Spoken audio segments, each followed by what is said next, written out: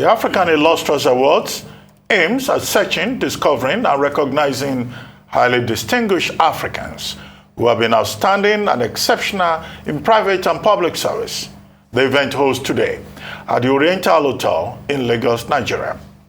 Convened by My Media Africa, the Africa Illustrious Awards is designed as part of My Media Africa's effort to tell African success stories in diverse walks of life.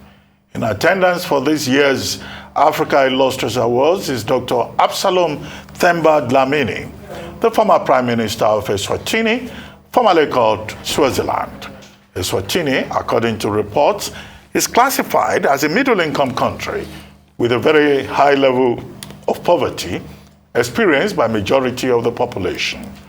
Joining us now on this show to discuss the state of the nation of Eswatini, formerly known as Swaziland, and his nomination for this year's Africa Illustrious Awards is Dr. Absalom Dlamini, former Prime Minister of Eswatini. Good morning, Dr. Dlamini, and very good to have you on the morning news, on the morning show. Well, congratulations on your nomination for the Africa Illustrious Awards. So let's just start by asking you, has it been since your arrival in Nigeria, and how do you feel about your nomination for the Africa Illustrious Awards? And then to ask you about your biography, which was launched, publicly presented earlier this year, A Future That Came Early. That's the title of the book, yeah. I imagine. Yeah. Okay, how did it arrive early for you? Well, first of all, I thank you very much. I arrived at, together with the author of the book. We arrived at it because I was looking at the future, and especially the youth. So that whatever you do, you have to plan for the future.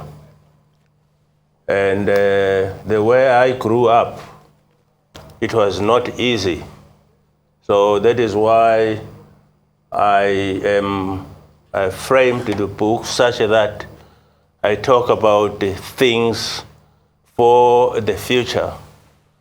What happened to me should not happen to the young children, because I struggled quite a lot to get to where I am. So that is the reason why we came up with the topic, the future. Yes, but I also asked you about the Africa Illustrious Awards, how you feel about your nomination, and what has been your experience since you arrived in Nigeria for the event today. Well, I feel great, I must say. I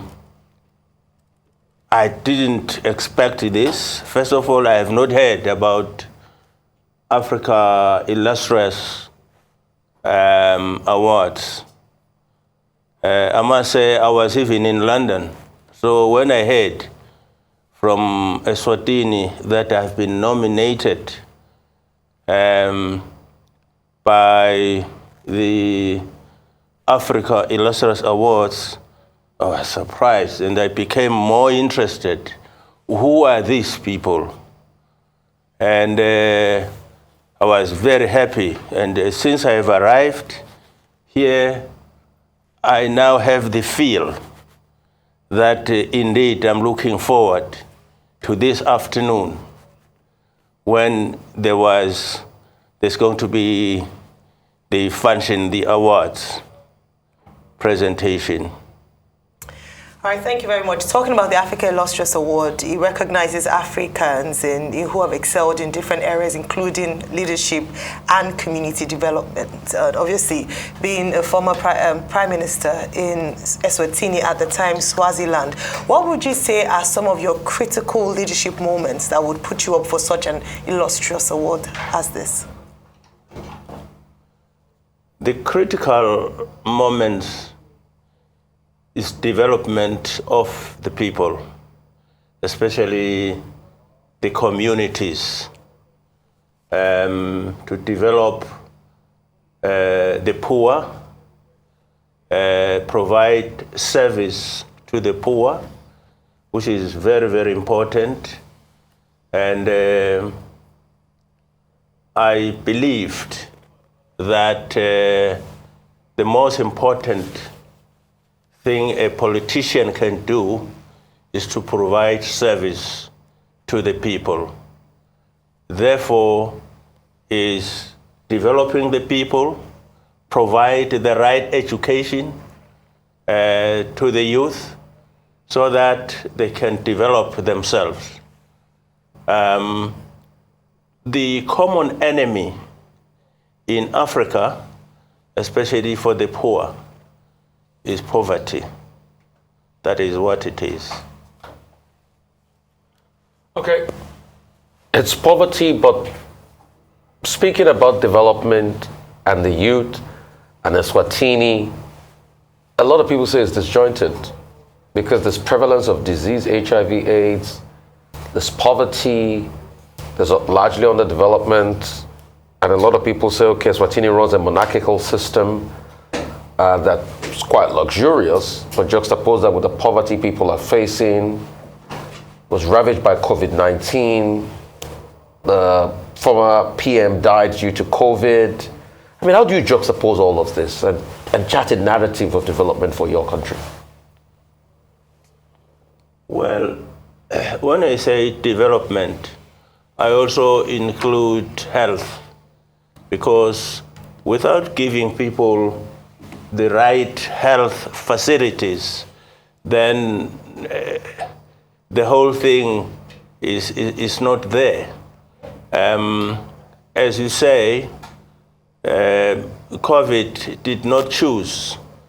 It went as far as prime ministers and whoever you are.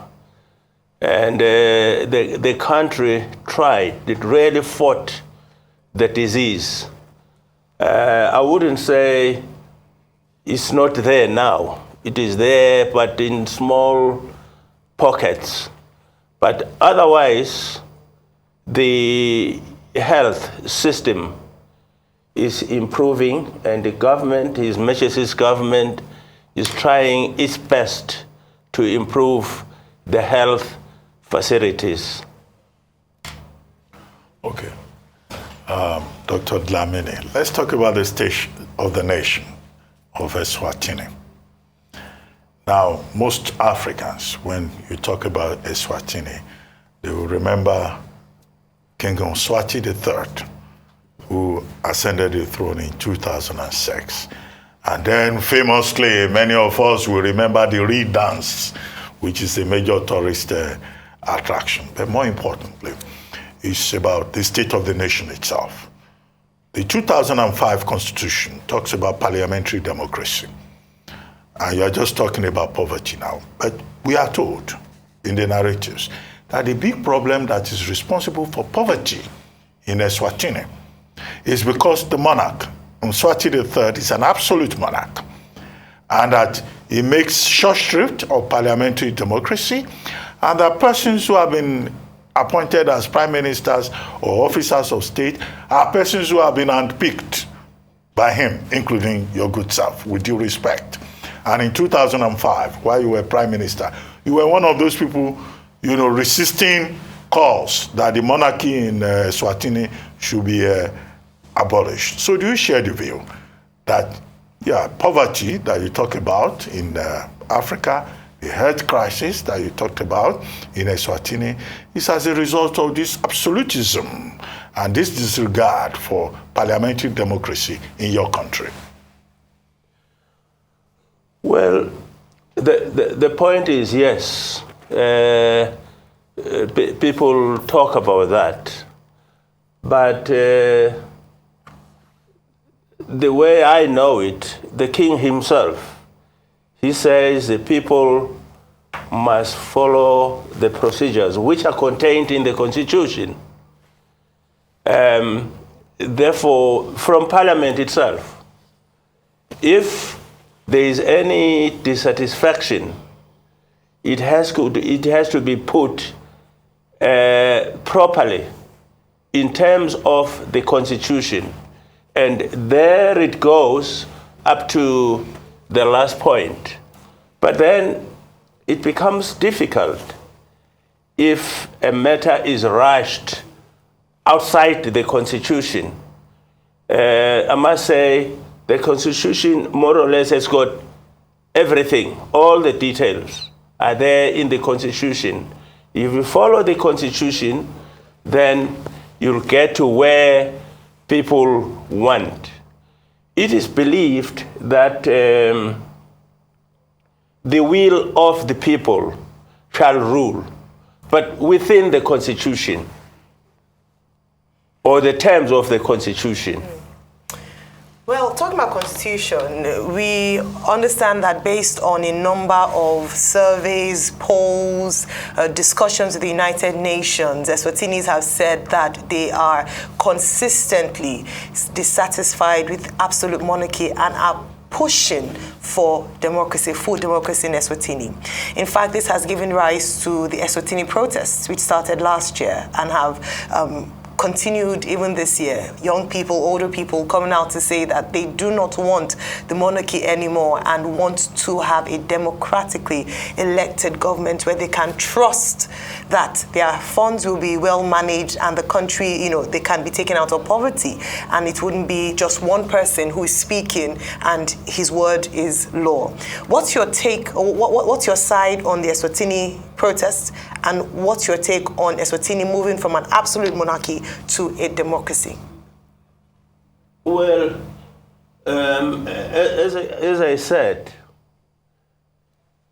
His Majesty has established, I think now, 3 committees which went around the country getting the views of the people and coming back and report to the Royal Kettle Bar so that it is discussed by the nation in total, not just a few people. So right now, there is a talk of the dialogue. The dialogue meaning it will table whatever people are talking about. So it will be tabled to the people. When I say people, it encompasses whether you call yourself a progressive or a conservative, so that you all meet and discuss, come up with a common understanding. This has not happened, I'm talking about now, but it has happened before. So this has not happened. Everybody is looking forward to that. Right. You run many companies in Eswatini. Excuse me? You run companies Yes. in Eswatini. Yeah. Why is it so difficult to spread wealth among young people in Eswatini? Wealth and prosperity. Why is it so difficult? And juxtapose that with the fact that the monarch is worth over $200 million, according to Forbes, even much more than that. But the people are suffering, and it's so difficult to spread wealth among young people. Why? It's a difficult question for me to say spread wealth. You can only spread wealth by employing people.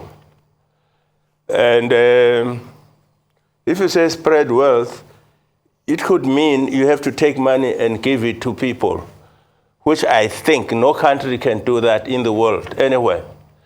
However, you can employ people like we do in Swaziland, like the organization which I heard. We employed, for instance, in just the sugar industry alone, more than 20,000 people. All these people are employed, they are paid, they are given facilities by the company, from health facilities, accommodation, and so forth. But I can't understand how you say the money has got to spread. Prosperity. So that people can enjoy the fruits of the land they are from. Because the problem in your country is the fact that people are looking at the king, flamboyant, many wives, worth hundreds of millions of dollars, the best things of life, but they don't see that prosperity in their own lives. So how can we spread that prosperity across board? As I say, this is what is happening. Employment. I cannot see how you would spread the prosperity other than employing them, getting employed in terms of the laws and so forth. So what is happening, like any other company, in fact, we are the highest employer and high-paying organizations in the companies, especially when you talk about sugar. There's no exception in the companies which we own. They have to abide by the laws of the land. Okay, Dr. Dlamini, we all know that the king is an absolute monarch. He decides what happens. That's the contest in your country. But let me ask you a direct question. Why is the Dlamini family so dominant, apart from members of the royal family? Because every commanding height of the economy, including business, including the Ministry of Justice, including ambassadorial appointments. You have been Prime Minister. You have also been Ambassador to Madagascar. You have been in business. There is even a Dlamini that is a major footballer. Why is your family so dominant? I will say the Dlaminis, the fact that they are leaders in the country, it is historic. Only one family? Not one family. That's not correct. Okay. That's not correct. If you look at the ambassadors, is there any Dlamini now? I don't think so. Dlaminis have been ambassadors before. Before. They've been attorney general. But then they've been prime minister. They've been head of business. They've been everything. the attorney general now is a Kumalo. But Dlamini was there before. Yeah, but things change. You can't say because there were Dlaminis before. In fact, as far as I know, there was a Lukele. There were some other than the Dlaminis. But the Dlaminis, historically, they are the leaders, they are founders of the nation. And there is no way you can say the Dlaminis should not be in the leadership. But it is an evolutionary process. You have got many people who are not Dlaminis, who are in the leading positions. All right, that's good to know that there are many others who are not Dlaminis who are in other positions. Talking about youth and the prosperity of Eswatini, it would be great to know from yourself. I mean, we can regard you as a statesman, an elder statesman in Eswatini. What are the plans for the prosperity of Eswatini? What are the plans for the prosperity of your young people so that they do not feel excluded from being access to wealth and power and being able to aspire to also be attorney generals, ambassadors, and the likes? Well, I can say government has created a youth fund or a fund for the youth so that they can borrow money from the youth fund. Excellent. And do whatever businesses. There are many other youth organizations. There is, for instance, what you call the youth achievements. This is to motivate. It's an organization. And it has come to Nigeria. They have won prizes, and even in Swaziland or in Eswatini, they do this and that. There is a serious drive now. Government is pushing that so that the youth is part of the development. Excellent. So sorry. Yes. So sorry. I would also like to know some of the other things you've done or the government has been doing as regards small businesses, which I'm particular about in Eswatini. Small businesses that can in turn grow to be as big as your sugar conglomerate. How can you take them up and hold them by the hands and help them tap into the rich export market of South Africa just over the border? It's a good question. As it is now, we have the wing of the small farmers. We have a separate support for that. There are so many, so that they grow sugarcane, feed the mills or the processing mills, and we, day by day, governments allocate land to Eswatini farmers so that they grow more cane. We also have many Eswatini who are taking the sugar cane, haul it, and sell to South Africa in some aspects. Otherwise, we sell our sugar to the European markets, the South African markets, the East African markets. So there is a wing, a section in the part of government that is the Eswatini Sugar Association. It deals with the sugar. Okay, quickly, let's go beyond Eswatini and talk about Africa. There's a lot of talk about African continental free trade and also integration in many areas. What are your thoughts on those two major concerns about how Africa can integrate properly, coordinate, cooperate better to become a stronger force within the global calculus? That's a good thought by the African countries. It has been an outcry by the African countries.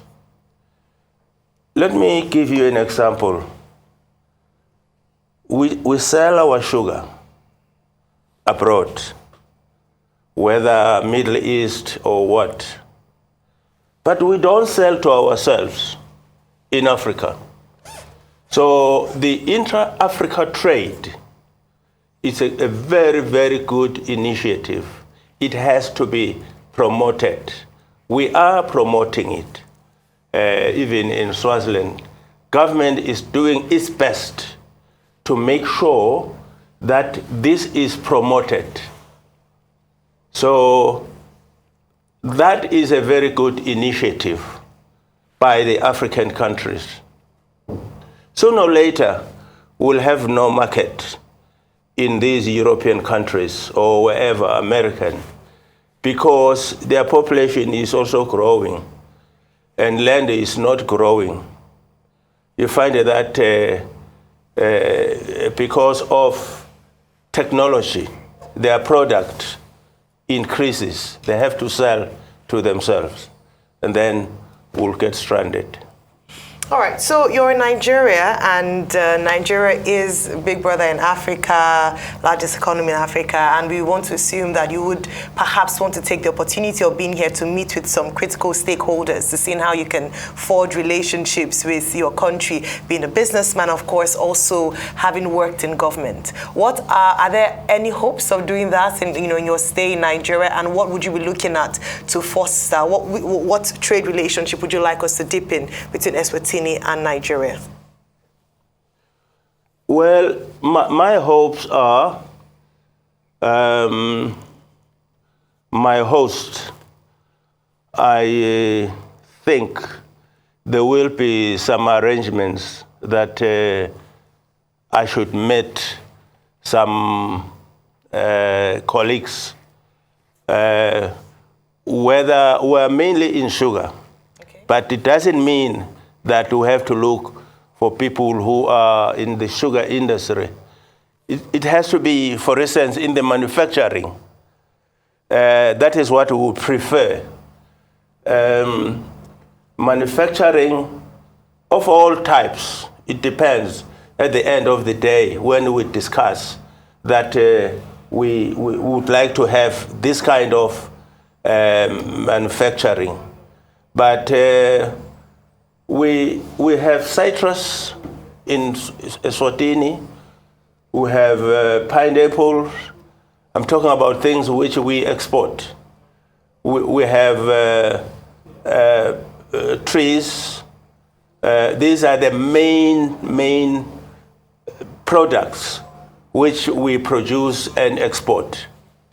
Well, we'd like to thank you on that note, Dr. Dlamini, for joining us on our Rice News today. Thank you very much indeed, and we hope you enjoy the rest of your stay in Nigeria, and congratulations on the African Illustrious Awards.